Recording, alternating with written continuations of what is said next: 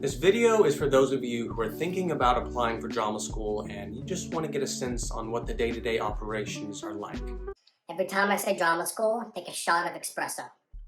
My name is Christopher Dalton. I'm an actor based in London.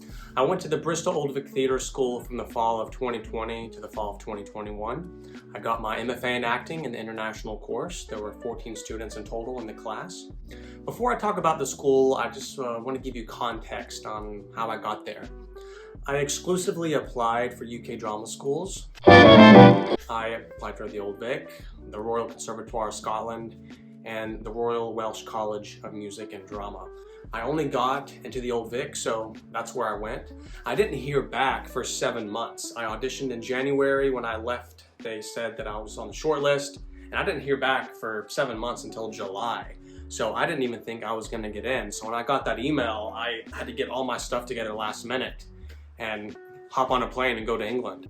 So what is day-to-day life like? What's cool about drama school is you get to put all your time, focus, and attention on doing what you love. Generally speaking, the teachers want to be there, the students want to be there. So when you're in an atmosphere where everybody wants to be there, it creates an environment for growth.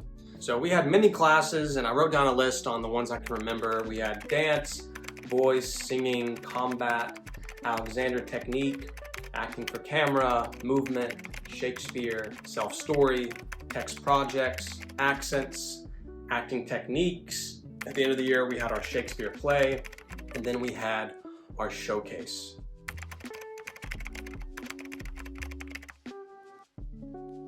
So self-story was basically a self-devised piece that we made where we could tell a story about anything. It could be about our lives, it could be about somebody else, it could be as abstract as you wanted, it could be as literal as you wanted. And we did that for maybe 8 weeks, and at the end of the semester, we presented our self-story to some staff members.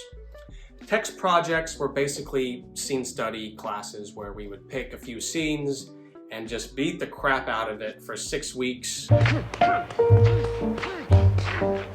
And just run it and run it and run it and run it, wring that sucker dry.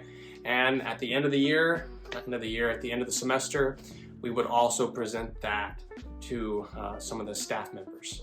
For our accents class, we worked on different regional ones within the UK. And what I wish we would have done differently is just focused on one.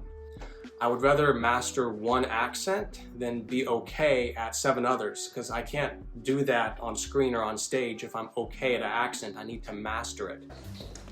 Suave, Terry Suave's the name, London, Scotland Yard, that sort of thing. So we would do one accent 1 week, and just when I was starting to get the hang of it, we would move on to the next one. So if you're in a school that is offering that course, ask the staff, ask the leader of the course, if you can focus on just one accent, whether it's an RP or just a standard London accent, whatever it is, do that, and it's going to serve you long term. I'm not going to go into every class, but if you have a specific question about some of those classes I mentioned, leave them in the comments below and I'll do my best to answer. One of my favorite parts about the school were the teachers.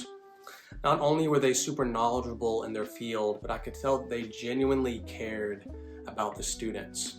Actually, every month we would meet with our head of course, and basically we would just do a checkup. I really appreciated this because they were intentional about caring for our mental health. Another thing I liked about the school is they gave us a little bit of control over our education. If we wanted more classes on combat or voice or whatever it is, they would accommodate us.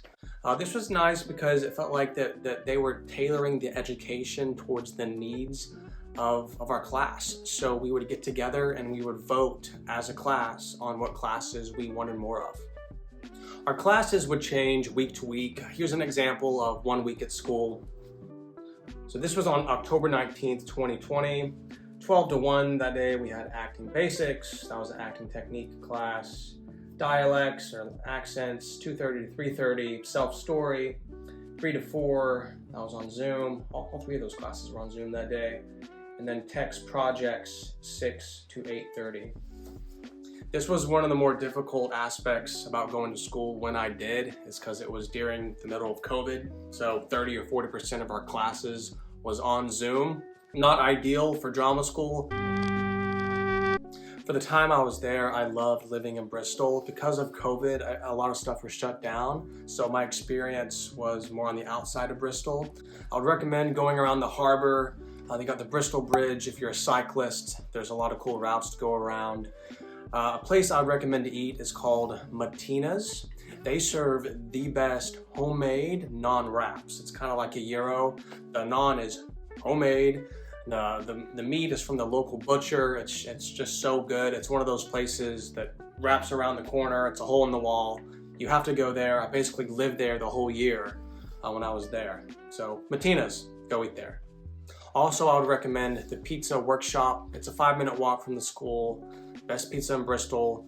Get the number 5. I have it right here. It has mozzarella, goat's cheese, roasted peppers, and caramelized onion. It's really good. I should be a food critic. Next to the school is the Downs, and the Downs is basically just this huge field. If you walk to the edge of it, you'll be at the edge of a cliff and you'll see the Bristol Bridge. What was cool about that is it was a place to hang out, have lunch, and we even had some classes there. So if you're moving to Bristol, you're going to be very familiar with that very soon. Towards the end of the year, we had our Shakespeare play. We did Troilus and Cressida.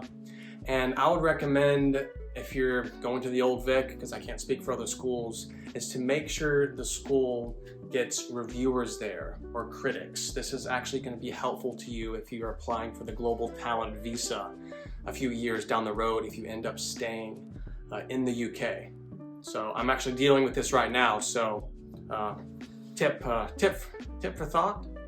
At the end of the year, we had our showcase at the Leicester Square Theatre in London. We presented our monologue and a duologue to casting directors and managers within town.